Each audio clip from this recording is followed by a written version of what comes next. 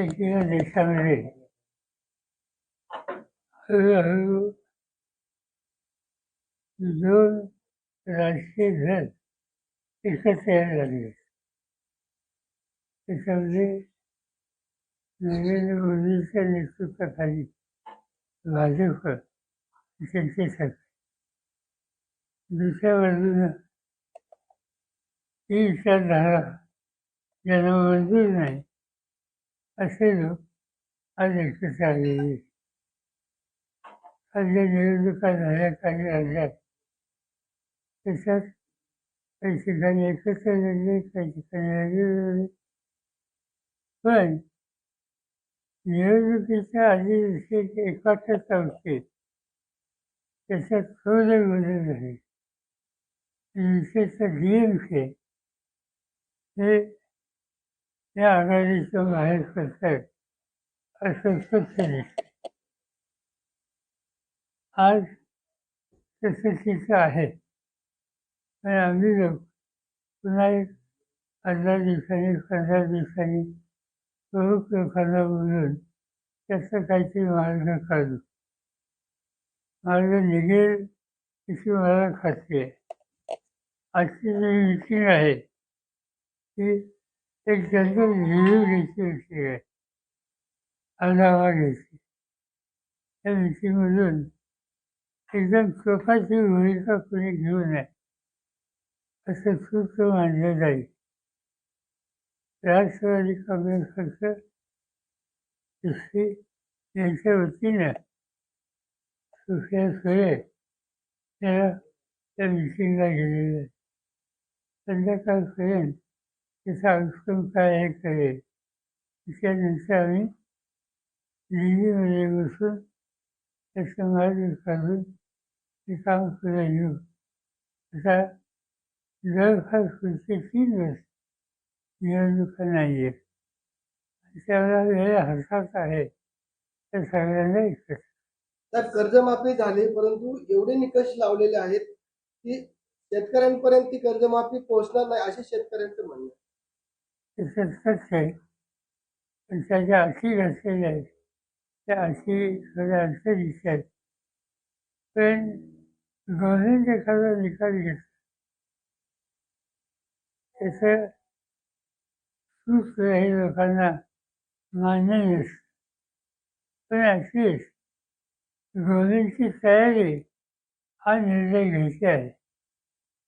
त्यावेळेस तसा निर्णय त्यांनी घेतला तो अधिक उपयोगी नसेल तर लोकशाहीमध्ये गव्हर्नमेंटशी दुसरा साधून त्याच्यात दुरुस्ती कशी करता येईल यासाठी प्रयत्न करणं त्याची आवश्यकता असते.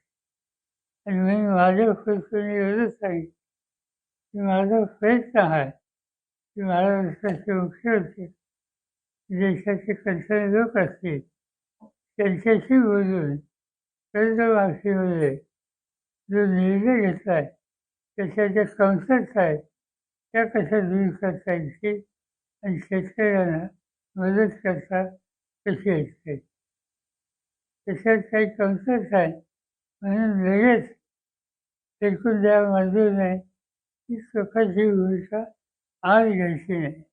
बघूया आता काय. वादळी वाऱ्यामुळं शेती पिकांचे मोठ्या प्रमाणात नुकसान होते. आपण बघितलं तर बारामती असेल की इतर केळी आणि बागायती पिकांचे मोठ्या प्रमाणात नुकसान झाले, परंतु हे नुकसान भरून नाही येणार आहे. असं नाही. माझ्याकडे असाच रिपोर्ट झाला आहे. नुकसान झाले काशाची वगैरेच्या भागात आणि पुढच्या काही भागात विशेषतः केळी आणि ऊस याच्यात नुकसान झालेलं आहे. पण बघूया आता सध्याची एक टीम आम्ही तिथं फातोडीची वसंतदादा इन्स्टिट्यूटची त्याचा रिपोर्ट आला आहे ना,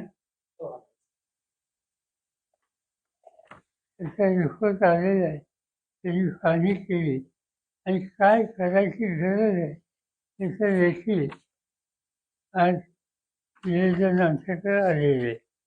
आणि याच्यामध्ये 5 शास्त्रज्ञ ते इथे येऊन गेलेले. बघूया आता निसर्ग त्याच्यात तुमच्या माझ्या हातात. साहेब, तुम्हाला आता राजकीय देशाची आर्थिक राजकीय सामाजिक परिस्थिती कशी दिसते?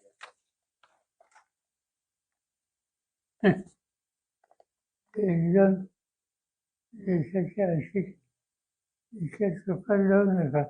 जाऊ आपण वेगवेगळी. रोहित पवारांनी 12 तारखेपासून पंढरपूरला अन्नत्याग आंदोलनाचा इशारा दिला की मागच्या कर्जमाफी योजनेमध्ये जे सहभागी होते त्या शेतकऱ्यांना कर्जमाफी फक्त 50% आठवड्यावरती त्यांनी असा निर्णय घेतलेला आहे. माझ्या वाचनात मग माझी भेट नाही. मी कॉन्टॅक्ट करेन संध्याकाळी. साहेब, राज्यसभेवर छगन भुजबळ यांना डावलण्यात आलेलं आहे, जैन यांना घेतले आहे, त्यामुळं पक्षामध्ये कुठेतरी समन्वय डावलले घेतले हे मला माहिती. पण हा निर्णय काल खायचे तरी संध्याकाळी वीस आहे. काल वीसच करून दिलं आणि कोणाची चर्चाही झाली. बघूया गेलं काय. विदर्भाचे मुख्यमंत्री असताना देखील 10 ते 15 आत्महत्या आरोप बच्चू कडू करतात. त्याचे काही भागात सरकारच्या होतात ही वस्तुस्थिती सांगण्यात अर्थ नाही.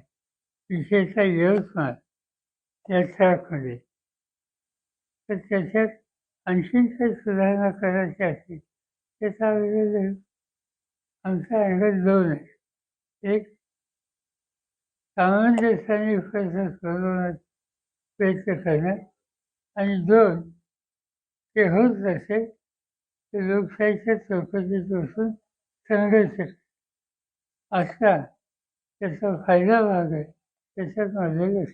साहेब, एकीकडे पाऊस पडतोय, पाऊस कमी सांगितलाय, दुसरीकडे वादळी वारे येत आहेत. कशा पद्धतीने यातून मार्ग काढायला पाहिजे असं सरकारने तुम्हाला वाटतं? वादळी मला वाटते पाऊस त्याचा आपण काय मार्ग